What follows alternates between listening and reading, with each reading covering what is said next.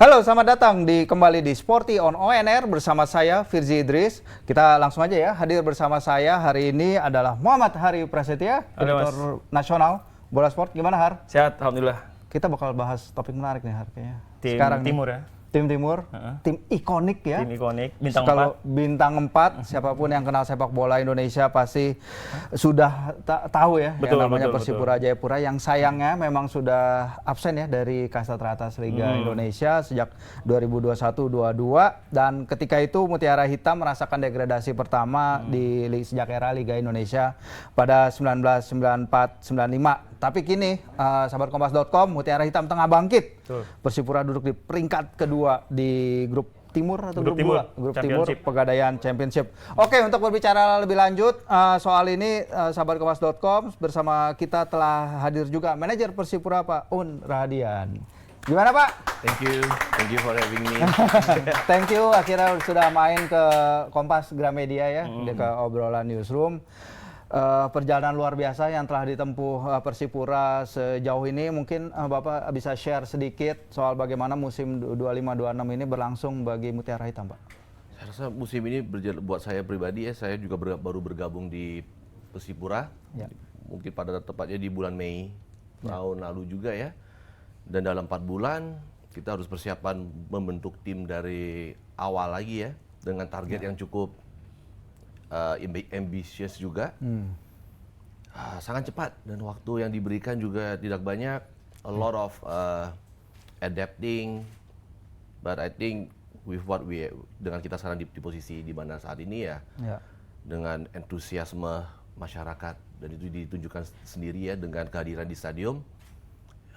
Buat saya itu sebagai satu booster ya, buat satu booster untuk menekan atau membuat saya dan tim lebih lagi. Oke, Pak, tadi kan bicara soal bagaimana membangun tim ini ya dari awal.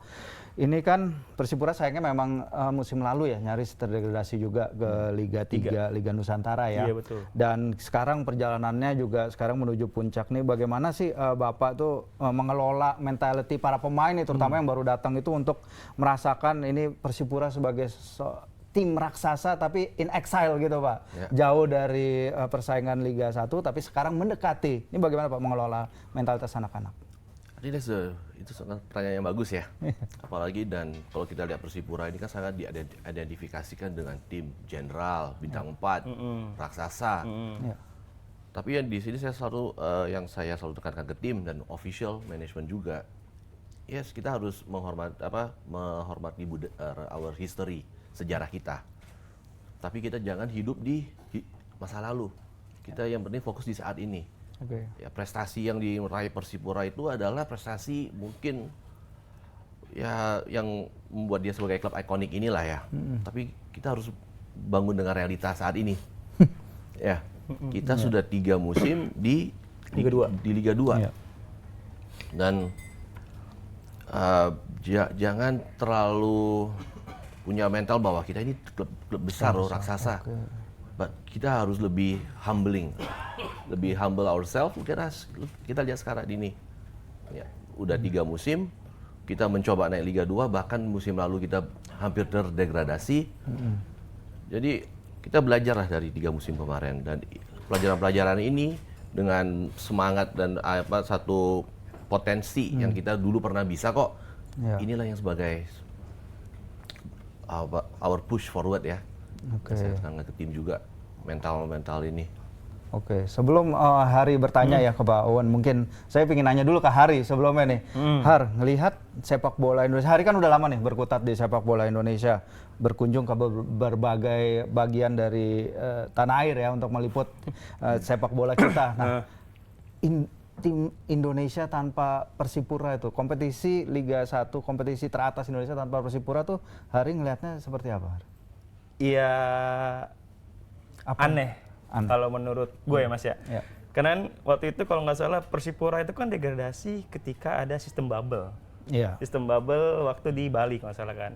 Itu momen dimana saat itu Persipura menentukan nasibnya dengan di tangan orang lain juga, di klub orang lain juga, yang notabene juga benar-benar harus sama-sama peluangnya menjaga asa untuk tetap stay di Liga 1.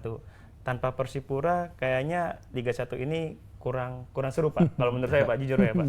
Emang sih sekarang udah ada wakil dari Papua ya, PSBS Biak. Cuman aura atmosfernya sepak bola di Papua itu kurang maksudnya kalau menurut saya. Karena kan kita tahu dulu di Papua itu yang kita tahu yang kenal hanya Persipura doang gitu sih Pak. Jadi, Mas, jadi intinya ya semoga aja Persipura di musim ini bisa lebih bangkit dan akhirnya promosi ke Super League musim depan gitu sih. Iya benar. Dan yang menarik sebenarnya Pak ya, kalau kita lihat line up-nya Persipura kan banyak tuh nama-nama yang kita familiar banget. Nama-nama senior, nama-nama yang pernah melintas di Timnas Indonesia, nama-nama yang dulu pernah membela Persipura juga dari masa kejayaannya. Sebenarnya ini kan mereka jadi mentor ya Pak, istilahnya mungkin ya di tim ini. Tapi apakah ini bagi Persipura sendiri langkah sementara untuk menstabilkan budaya ruang ganti atau untuk kedepannya apakah ada rencana succession yang post legends ini, post Boas dan kawan-kawan untuk memastikan the next generation itu tidak terbebani itu yang tadi Bapak bilang itu bintang 4 dan lain-lain. Seperti apa itu Pak?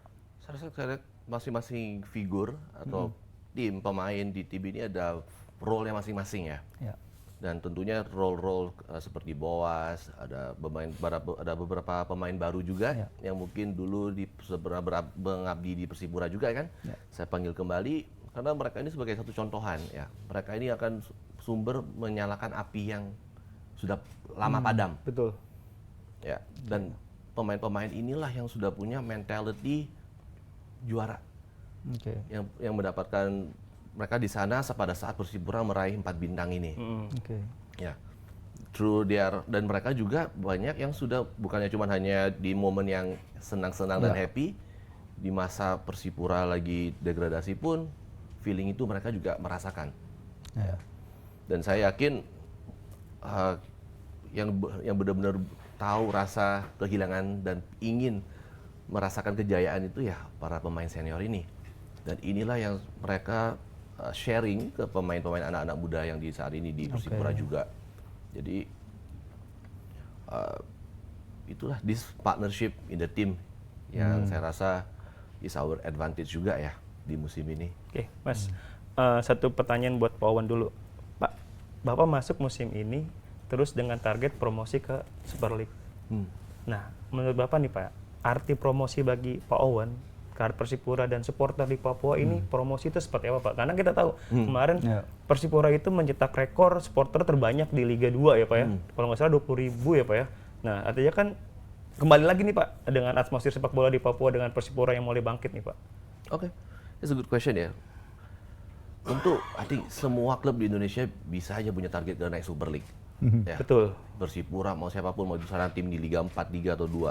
Tapi pertanyaannya what is next after Super League? Ya, apakah bisa sustain?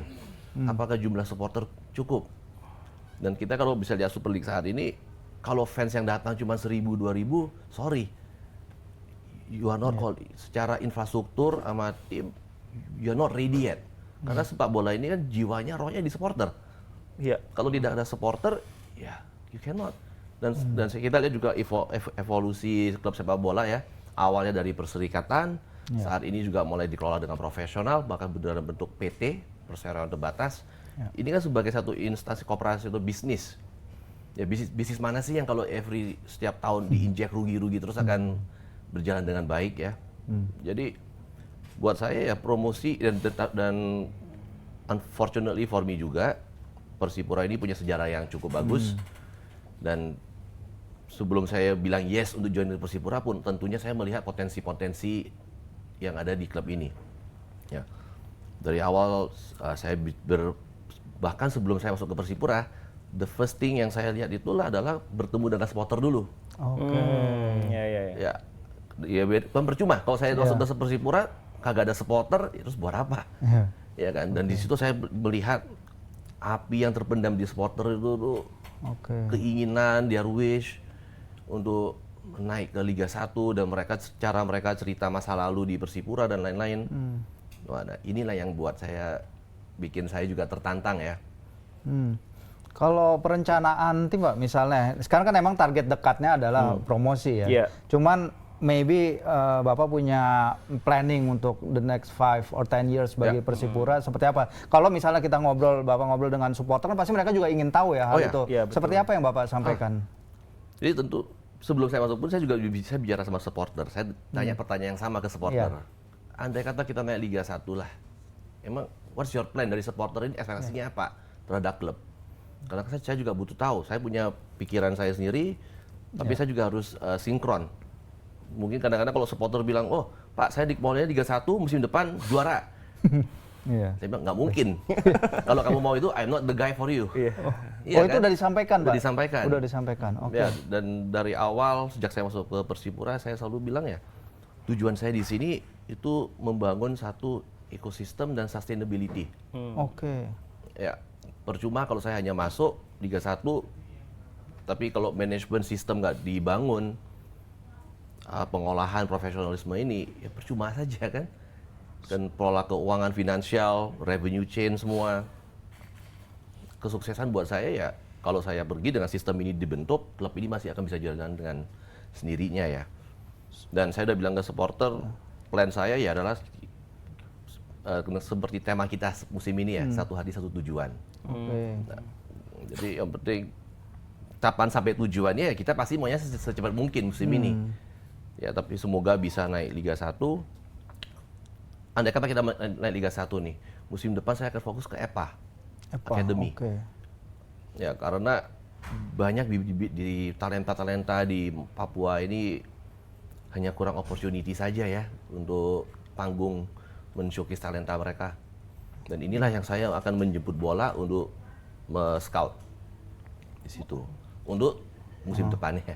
Nah, menarik nih Pak. Kemarin kan Bapak kan ngomong jemput bola ke talenta-talenta di Papua nih. Caranya seperti apa? Kemarin kayak sempat melakukan dengan Cendrawasih Karsa ke Sorong kalau nggak salah ya? Betul. Nah, itu bisa ceritakan dulu Pak?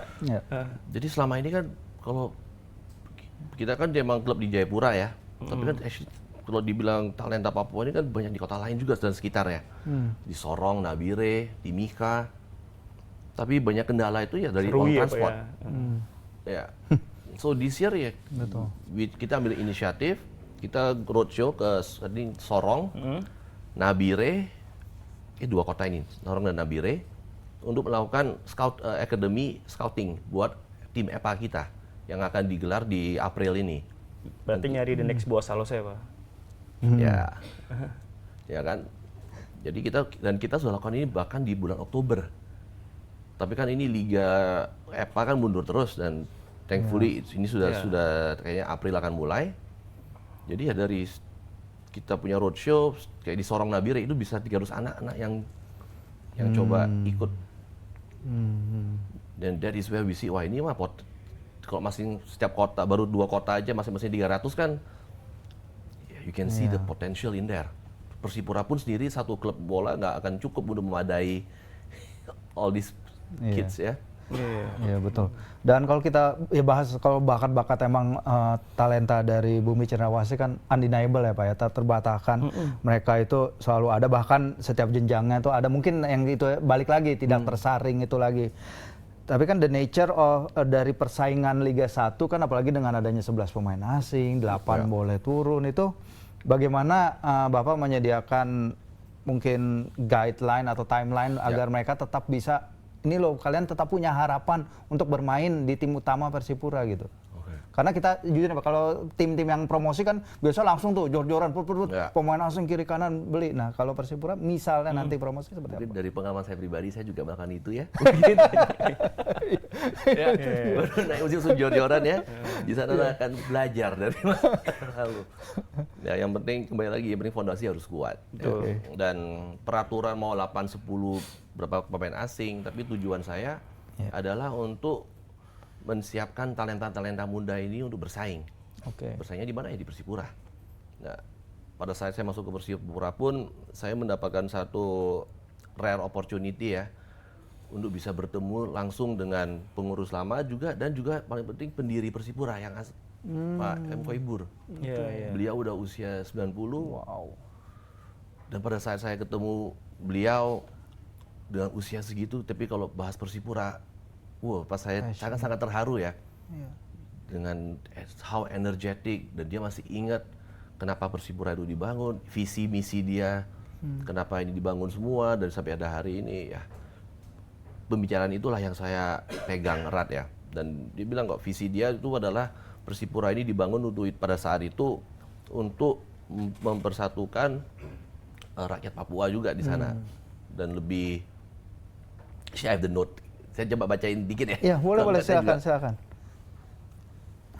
Nah, dia siap menjadi pusat pengkaderan tenaga-tenaga profesional sebagai orang Papua dan dapat diakui harkat dan martabat dan harga dirinya sehingga terhindar dari rasa minder, frustrasi dan masa depan yang suram. I think with this statement his vision kan sudah sangat powerful.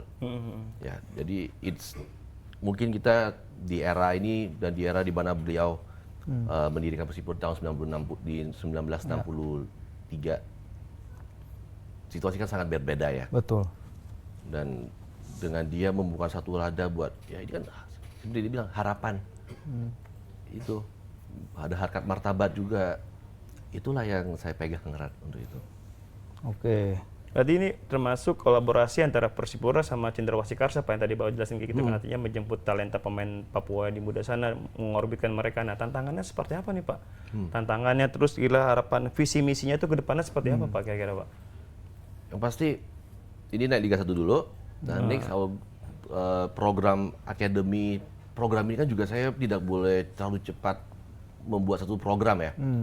Pasti saya perlu banyak diskusi dengan mungkin banyak dari PSSI juga, mereka ada Garuda Academy, ya kan, dari klub-klub lain yang sudah punya academy yang mungkin jauh lebih advance. Saya rasa ada Persib, Deltras juga punya academy yang bagus. Nah, ini yang saya perlu diskusi dengan para manajer di sana, untuk belajar. Kan di sini kita diskusi untuk membuat sistem yang mungkin nggak akan dikopi semuanya, karena kan setiap klub dan budayanya kan beda-beda nih. Tapi for me juga tuh lebih banyak perspektif lah. Dan yang pasti ya dari talenta muda dulu. Talenta muda, setuju sih Mas. Bener, kita kan belum menemukan sosok pemain. Karena kalau kita lihat di timnas U23, U17, senior ya. Jarang sekali pemain dari Papua ya sekarang ya Mas? Iya, di U17 mungkin ya ada beberapa pemain yang dari Papua lagi disiapkan, tapi mungkin perjalanannya masih jauh ya. Nah, 17, 20, 23 kan udah mentok 23, dan senior pun sekarang yang masih bagus cuman Yakob Yance, Kambuaya, tiga nama itu kan, artinya kan dulu kan kita ada Ruben Sanadi, ada Titus Bonai. Jadi lagi-lagi tanggung jawabnya Persipura bukan hanya untuk tanah Papua, tapi juga untuk timnas Indonesia. Pak, itu merasakan pressure lagi nggak? Ya, santai aja. Kayak kerjaan baru lagi tuh Pak. Ya kalau misalnya bisa menjadi bisa mengkontribusi untuk timnas, of course saya juga sangat bangga. Dan patut dibanggakan dengan masyarakat Papua. Betul. Ya kan, bahwa dan Papua bila Papua bisa menjadi satu ikon untuk talenta sumber dari pemain-pemain timnas Indonesia, that itself is an achievement dan patut dibanggakan ya warga mereka. Jadi ya sumber daya ini ya bukan hanya sumber daya alam, ya manusianya juga bagus. Tapi benar-benar yang rindu Pak Persipura tuh nggak hanya masyarakat Mas, tapi pemain timnas Indonesia di klub lain juga rindu sama Persipura. Coba deh iseng-iseng lihat kalau Persipura menang atau apa. Itu yang komen tuh Yakob Sayuri, Yance Sayuri, Iki Kambuaya. Artinya kan mereka juga berharap si general ini balik lagi ke promosi gitu. Memang segitu besar ya segitu besar pengaruh Persipura bagi sepak bola Indonesia Pak. Berarti kalau bisa dibilang komitmen jangka panjangnya seperti apa nih Pak untuk pengembangan talenta lokal di Papua dan juga membawa Persipura berprestasi lagi ke sepak bola Indonesia? Ini nomor satu financial club dulu ya, ini number one ya kan. Kalau program soalnya dimanapun a lot of the club di Indonesia ini kan problem utamanya finansial, ya kan. Tapi finansial ini kan juga caranya ya dari harus juga paralel dengan prestasi klub juga. Dengan program-program ya mulai dari EPA, ya itu mungkin I don't have the right answer for it right now. Karena saya masih butuh bicara yang saya pribadi saya belum pernah mendirikan satu EPA. Belum ya? Belum. Ya kan. Karena di klub sebelumnya itu juga ini Pak ya, apa namanya? Jadi tapi ya untuk membangun, tapi I think once I learn more about this, cari orang yang kompeten dan kita buat ini ya, just a matter of time. Bahas soal sustainability ya Pak ya. Tadi kan sebenarnya Papua tuh Persipura punya fanbase yang sangat besar. Tadi Hari juga udah bilang ya.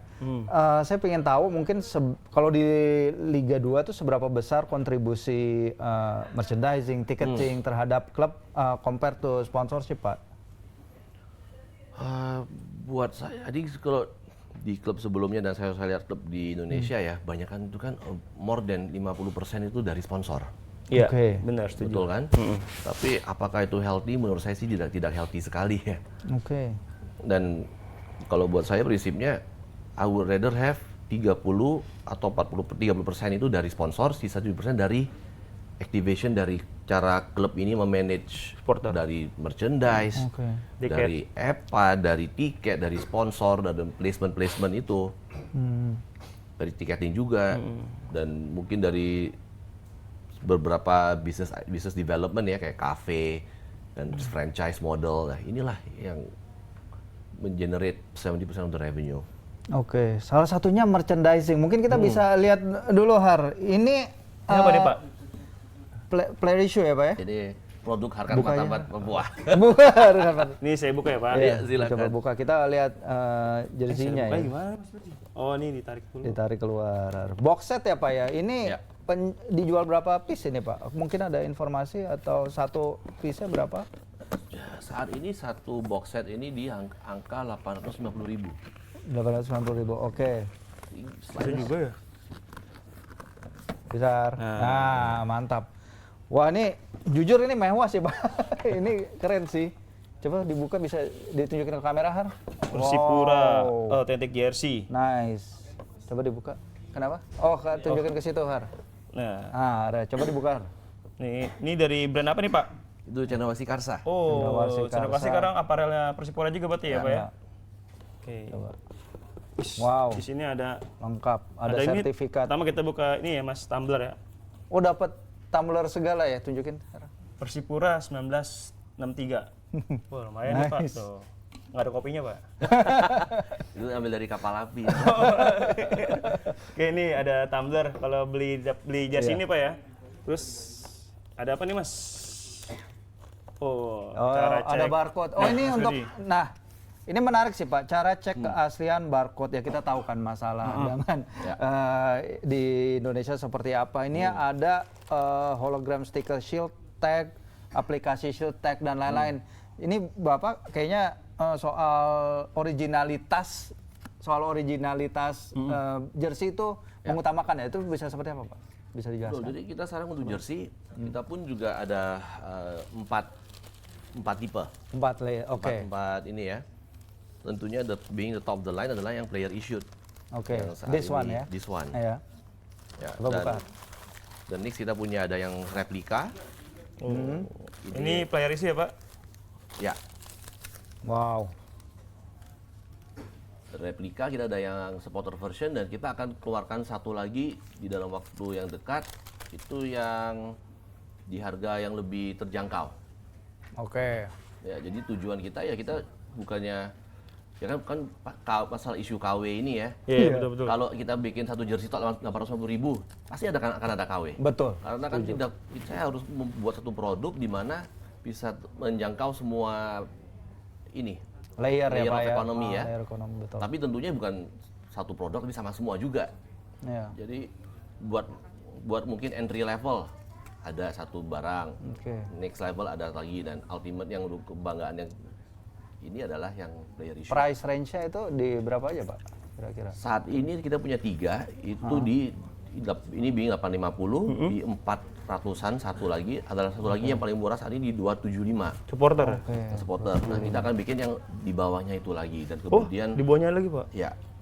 Itu yang akan kita bikin untuk for the entry level.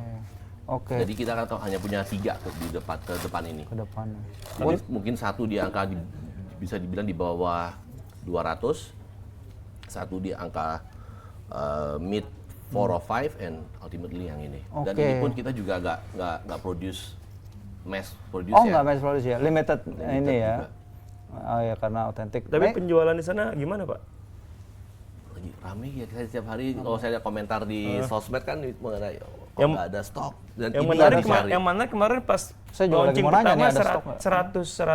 100 pertama langsung sold ya, Pak. Berapa kagak ada setengah aja, Beb ya? Cuma 5 menit. 5 menit. Jersey Persipura 100 habis dalam piece. 5 menit 100 piece yang ini, Pak. Betul. Yang awal-awal launching. Wow. Dan pada saat kita ini kembali lagi persiapan saya kan tidak banyak ya 3 bulan. Yes. Betul. Dari desain baru, mencari vendor dan lain-lain. Jadi waktu saya buat Pleasure Issue ini, saya tidak memikirkan komersial dulu. Saya memikirkan untuk kenyamanan pemain. Betul. Iya. Nah, pada saat sudah dapat kenyamanan pemain, untuk mass produksi lah problem. Dari sisi bahan dan beberapa atribut dari jersey ini yang tidak banyak tersedia ya. Ini keren sih. Ya kalau pakai ini bintang 4 enak ya, Mas ya?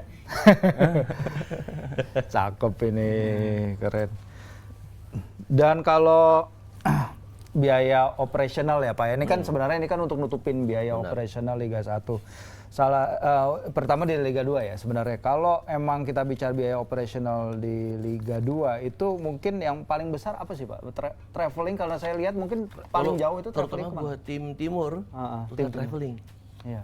Ya kalau sebagai contoh, setiap kita melakukan away match, itu kan di pesawat itu 30 orang misalnya. Satu tiket PP kan hampir 8 juta. 9 juta. Satu orang kan. Anggap aja 10 lah dengan hotel dan lain-lain. Sudah 300 juta sendiri. Iya. Kalau lagi high season, kayak kemarin waktu pada saat Natal atau New Year, dan bulan-bulan itu kan bisa hampir double. Bayangkan 300, anggap aja 500 juta. Sekali away. Sekali away, sekali ya? 17 kalau bisa kita main 17 kali penerbangan. Ya kan beratnya di sana. Ya hampir sekitar 10 M ya, Pak ya? Ya. Saya gitu ya. Itu baru ini doang ya, belum yang lain-lain. Belum ya, yang banyak lain-lain, nih. belum kayak gaji pemain. Jadi, ini kan lagi podcast kan, jika ada maskapai, Garuda, yang lain, kita siap menerima. Pak ya. Kelas sih memang Pak ya. Tapi kalau apa namanya, kalau yang dibilang kemarin ini, kalau yang belakang itu sesi O itu Pak ya? Oh ya, ini yang away. Oke, itu Ini yang juga baru kita. Ini yang mana Pak? Versi supporter. apa nih Pak? Ini supporter kalau ini. Oh. Ya. Salah satunya kita lihat dari badge-nya ya. Kalau Badge-nya itu beda, kan ya. lebih ke emboss, kalau yang ini tidak. Nggak rencana pengen bikin jersey ketiga gitu Pak? Kan banyak Sudah sekarang, ada. sekarang klub-klub Liga Super League ada jersey keempat Ada, loh. ya. Itu kita akan launching mungkin semoga ya di tanggal 28 pas saat kita akan lawan laga home. Oh, Semoga itu sudah siap. bocoran warnanya dong Pak. Yang pasti warnanya nggak ada di warna dua jersey ini. warna lain lagi, warna beda. Warna beda? Ada di sini jersey, ada merah, Ada putih atau hitam lah. Oh, oke, teasernya itu ya. Iya. Oke. Oke, sebenarnya kalau bahas performa di lapangan sekarang ya Pak, dengan Coach RD, perubahan seperti apa sih yang Coach RD datangkan ke tim ini Pak? Masuk di putaran Iya. kedua ya Pak ya? Hampir mau sebelum putaran Iya. kedua ya Pak, masuk ya Pak? Dia datang pada saat pertandingan keempat.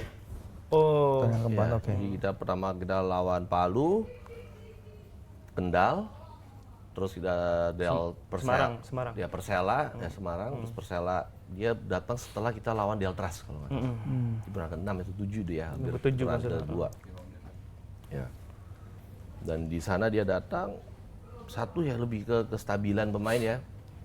Dan beliau juga bukan asing lagi di Persipura. Iya, betul. Beliau juga salah satunya pelatih yang membawa Persipura meraih bintang pertama juga. Iya, betul, setuju. Ya, jadi banyak pemain senior di klub ini juga dia sudah mengenal karakter-karakternya lah yang bisa. Betul. Dan tentunya Coach RD didatang sendirian juga, ada dari Coach Regi sebagai asisten coach juga. Dan both of these coaches bring a special talent on his own ya. Dan this blend of talent I think is what fits the team. Oke, jadi Coach RD jadi kontrak untuk akhir tahun apa sampai tahun-tahun berikutnya Pak untuk kita kan tahunya per tahun. Per tahun ya jadi ya. Oke, tergantung hasil. Oke. 7 laga terakhir ya yang menentukan ya Mas ya. Iya, betul. Gimana Pak Awan menyampaikan ke pemain dan ke supporter supaya tetap bersama? Saya rasa saya selalu bilang kan ya, kalau dari manajemen kita sudah membuatkan sistem, insentif dari saya rasa semua sudah diberikan ya. Dari supporter dan para fans juga sudah memberikan semangat dan antusiasme mereka yang tiap kali di laga home bisa lihat sendiri lah pemain. Iya benar. Ya kan, jadi saya juga bilang pemain yang penting saat ini ya kita tidak perlu lihat tim lain. Ya saya rasa yang mau naik Liga 1 harus pasti akan fight. Ya dan kita di sini bukan hanya melawan tim yang mau naik Liga 1, justru tim yang tidak mau degradasi pun juga ada. Ya kan, dan yang tim yang tidak mau degradasi juga akan fight-nya bisa lebih 2 kali lipat atau gimana. Ya kan, jadi tantangan mereka adalah diri sendiri, lebih ke disiplin, latihan, fokus, konsisten, komitmen ya mereka dari awal yang saya minta. Jadi sekarang ya semua di tangan masing-masing pemain. Ya, kalau Bapak ngelihat mungkin the whole ya, secara keseluruhan Liga Indonesia, ekosistemnya itu mungkin, ini karena menarik nih, karena ini kan berhubungan dengan business sustainability, mungkin nggak semua klub melakukan itu, banyak yang juga tergantung kepada ownership terutama ya, sponsor dan lain-lain. Mungkin apa sih Pak yang Bapak lihat mungkin bisa dikembangkan secara ekosistem sepak bola kita? Mungkin itu beda-beda ya, masing-masing klub ya.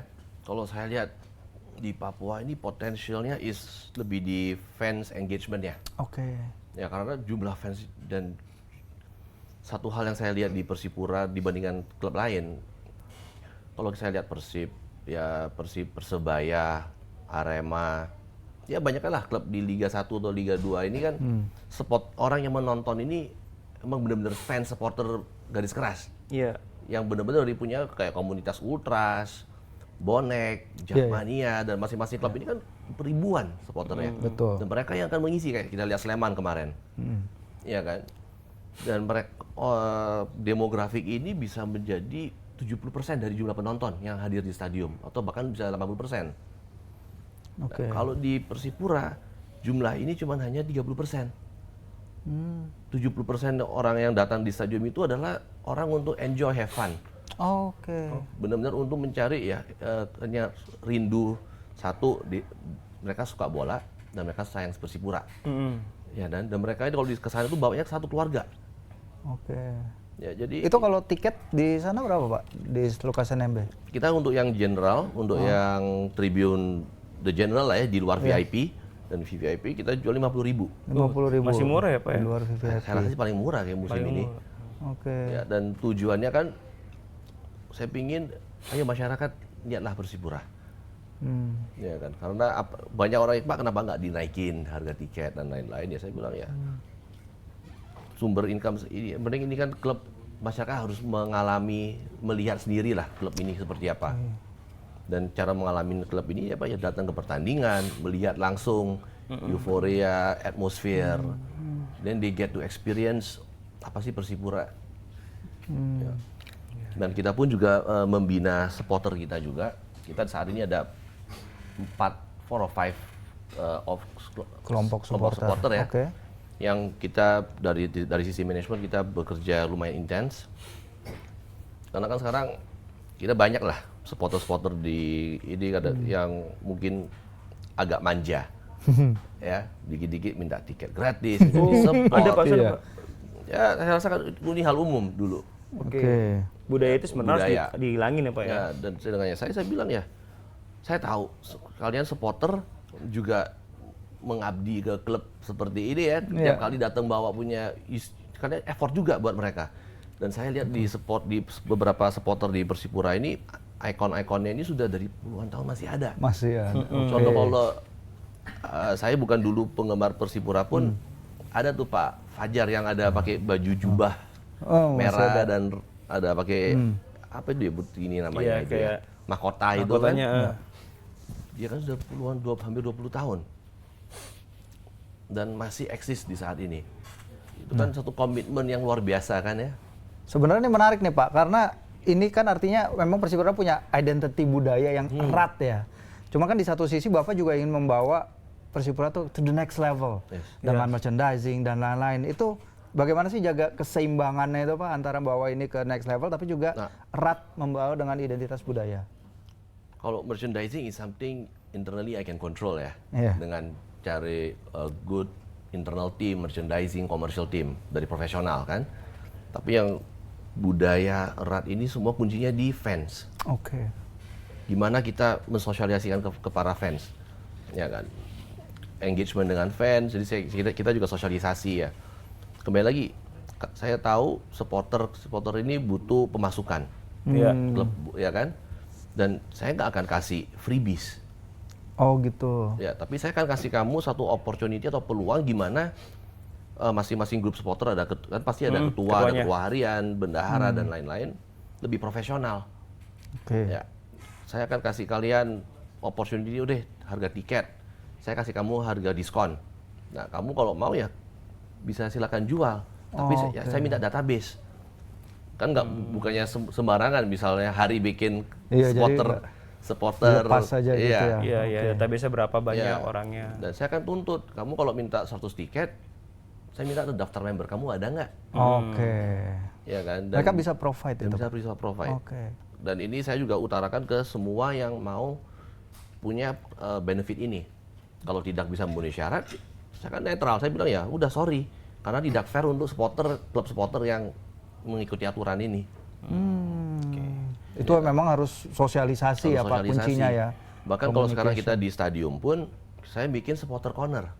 Jadi saya yang memfasilitasi booth untuk khusus supporter kayak gitu. Ada Persipura Mania, ada BCN, ada BDC, ada The Comments, Caracas, kalau kalian dari Timika. Saya siapkan booth, kalau kalian mau utilize this booth buat kalian sosialisasi to the general public, tell them about what you guys do dan lain-lain. Dan masing-masing pun juga punya ciri khas sendiri-sendiri ya. Itu mereka udah manfaatin itu Pak, udah berjalan. Sementara ada dua yang manfaatin. Kan kembali lagi, all these ideas baru diimplementasi dalam waktu yang sangat singkat ini. Ya. Which is progresnya juga udah jauh lebih lumayan banget ya Pak ya. Dan saya rasa budaya-budaya baru ini ya walaupun belum perfect, tapi saya sangat apresiatif juga dengan para supporter dan fans ya, mereka welcome this idea dan so far jalan dengan lancar.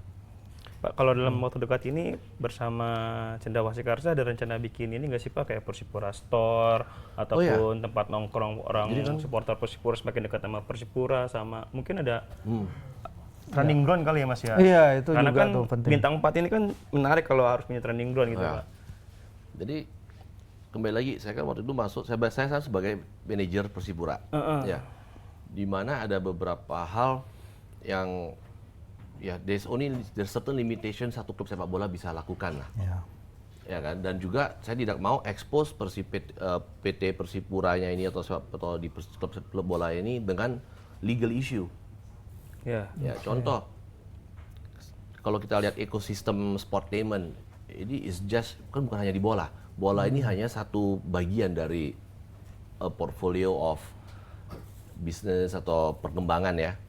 Di sana ada mungkin ya kayak ruang podcast gini yang khususnya dibuat di Papua, di mana bisa saya generate revenue juga dari produk placement dan lain-lain kan. Store juga. Jadi hal-hal inilah yang kenapa saya mendirikan Cendrawasih Karsa. Dan Cendrawasih Karsa ini saat ini kan juga menjadi pengelola PT Persipura juga. Pas-pasan saya founder di CK, saya juga manajer di PT Persipuranya. Tapi ini semua tentu dengan sudah disepakati di awal pada saat saya gabung juga di PT Persipura. Yang misalnya tadi yang rencana buat Persipura Store. Ya, itu kita akan buka pertama kalinya. Soalnya dulu Persipura tuh nggak punya store. Iya, saya dapat jersey itu aja susahnya setengah mati loh. Kan biasa word of mouth ya untuk jersey Persipura. Tapi sekarang kalau udah bisa didapetin di store lagi itu, saya yakin sih pasti banyak Pak yang nyari itu. Kita untuk store April ini kita akan buka. Dan itu akan kita bikin Cendrawasih Karsa Store, Persipura Experience Center. Dan itu kita akan buka kita bekerja sama dengan Danko Daerah 10 di sana. Di tanahnya Angkatan Laut, di dekat itu di Hamadi. Di daerah Hamadi. Di daerah Hamadi. Daerah Hamadi itu dekat Stadion Mandala ya Pak ya? Bukan? Bukan. Oh, saya nggak tahu. Bukan. Masih ya setengah jaman lah, 40 menit kalau naik mobil. Jadi kita dan ini saya rasa tempatnya cukup strategis ya, karena pusat kota. Dan pas-pasan pada saat itu Danko Daerah 10 juga sedang membuat satu sport center. Oke. Sport center itu nanti isinya apa ya Pak? Jadi pada sport center dia bilang, "Wan, saya ada satu lahan, yuk kita diskusi yuk ada ini." Semua. Tapi yang penting kan kembali lagi temanya satu hadiah satu tujuan. Itu universal banget ya, bisa dipakai kemana-mana. Jadi dia juga bilang ya dia pengen lihat anak-anak di Papua ini lebih ke sports lah, jangan melakukan hal-hal yang lain nih. Sports participation, yang penting berolahraga ya Pak ya. Dan di sana kita diskusi, saya akan mendirikan kafe dan store, dan itu akan bertema Persipura, dan juga akan ada lapangan mini soccer di sana. Dan di sana akan juga untuk awal akademi yang mungkin di Jayapura lah, yang kita mulai program ini. Iya, benar. Informasi yang sangat dalam 3 tahun, ya kasihan tim saya juga ya. Saya kasih target mereka 20 outlet ya. 20 outlet dalam store dan kafe dalam 3 tahun. Nggak hanya di Papua? Nggak hanya di Jayapura? Nggak hanya di Jayapura. Jadi untuk the next dalam waktu 12 bulan ini ya harapan saya akan di Sorong dan Nabire.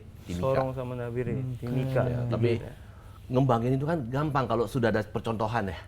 Nah, contoh ini yang di Hamadi inilah yang saya mau buat dulu. 6 bulan, 7 bulan sistem udah tertata dengan SOP bagus, profesional, baru kita kembangin. Oke, mantap. Sebelum kita ke closing statement dari Pak Uwan, mungkin dari Hari dulu ngelihat Persipura nih masa depan gimana Har? Ya, kita tahu kan apa namanya, Persipura ini nggak bisa dipisahkan sama sepak bola Indonesia ya Mas ya. Betul. Benar tadi Mas Puji bilang, kebangin Persipura juga bisa membantu buat timnas Indonesia. Kita harus mencari the next Boa Salosa lagi, Tinus Bonai, Ricardo Salampesi, yang benar-benar pure banget buat sepak bola Indonesia. Ya, dengan berharapnya Persipura yang saat ini sedang berjuang promosi ke Super League, dan tadi Pak Awan cerita kalau fokus Persipura juga fokusnya beliau nggak hanya di Persipura tapi juga buat talenta-talenta Papua. Itu sangat mendukung sekali kan, benar karena Papua itu kan luas dan sangat bagus dan berkualitas. Nanti kalau seandainya benar-benar semua ini terlaksana step by step Pak, artinya kan sama-sama membantu sepak bola di Papua dan juga Persipura.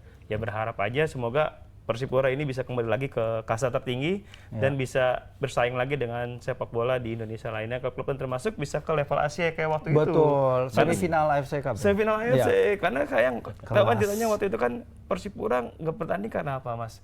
Ya karena masalah gitu lah, makanya ya kan itu sangat disayangkan intinya kan, makanya dengan balik ke Persipura main di Asia kan. Kebanggaan kita lagi, Liga Indonesia lagi naik ya, lagi naik lagi gitu sih Pak, kalau dari pandangan teman-teman wartawan gitu sih Pak. Sebenarnya kalau soal sponsorship ke depan untuk mensupport tim itu seperti apa ya Pak? Saat ini kan kita mendapatkan beberapa sponsor ya, dari Kapal Api, Bank Papua, PT LP, dan juga Ulam Laut ya. Dan pada saat launching Persipura pun saya selalu tegaskan ya, kita di sini harus membangun something of value di PT Persipura. Ya, jadi kita menghadap sponsor pun juga bukan hanya mengemis kayak Pak tolong sponsor. Iya kan? Sama juga. Sponsor pun mau sponsor pasti akan meminta something juga. Nah, jadi it's a give and take. Iya, betul. Ya, di sini mungkin saya sangat berterima kasih kepada sponsor kita musim ini ya, dari Kapal Api, Bank Papua, dari Ulam Laut dan PT LP. Tapi kan ini saya juga mulai udah persiapan untuk musim depan nih. Betul. Ya.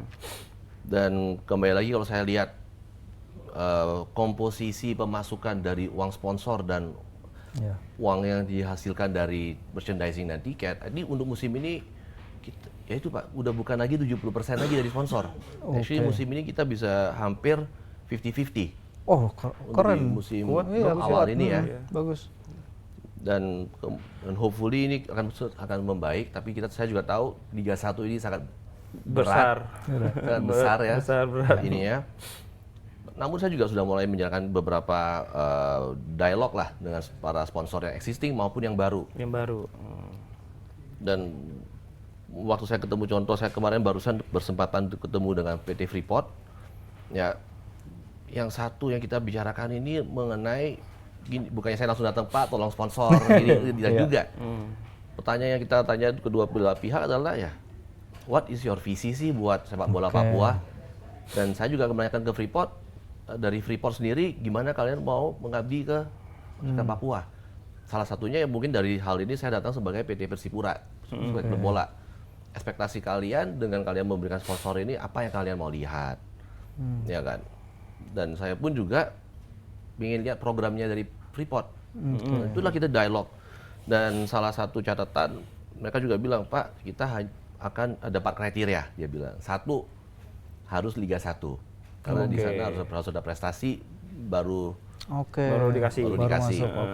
Oke, fair enough. Tantangan Bapak Tantangan, ya kan. Dan dia juga bilang mengenai fan engagement. Ya, jadi kita punya fans ini ya, how do we manage our fans, program-program apa Persipura lakukan sendiri. Ini pun kita juga udah paparkan juga kan. Dan nomor 3 mengenai academy. Saya yakin juga PFA ini, Freeport juga ada PFA. Iya, Papua Football Academy. Nah, ini yang mungkin ke depan kita akan menjalankan lebih kerjasama juga. Ya. Nice. Ya, jadi PFH bisa kerjasama sama Persipura ya Pak? Ya. Buat ke depan mengembangkan talenta lokal di Papua kan. Betul. Tujuannya sama kan tadi Bapak bilang tujuan apa? Satu hati, satu tujuan. Ya. Antara Freeport dan Persipura mungkin bisa satu jalan ya Pak ya? Ya.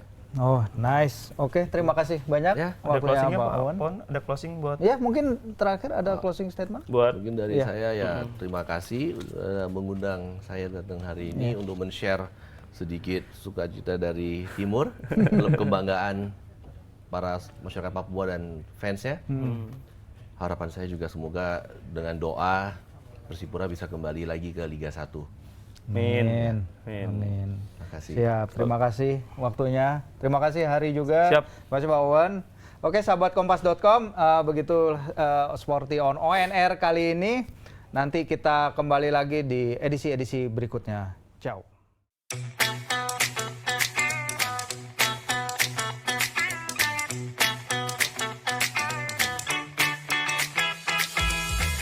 Kompas.com telah hadir di channel WhatsApp. Kamu bisa tetap terhubung dengan teman dan keluarga sambil dapat update berita terbaru. Cari tahu berita pilihan terpopuler dan terkini dari satu aplikasi. Caranya gampang banget. Temukan channel Kompas.com di aplikasi WhatsApp,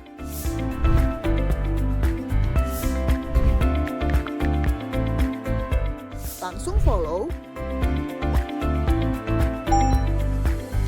dan nikmati informasi langsung di genggaman kamu.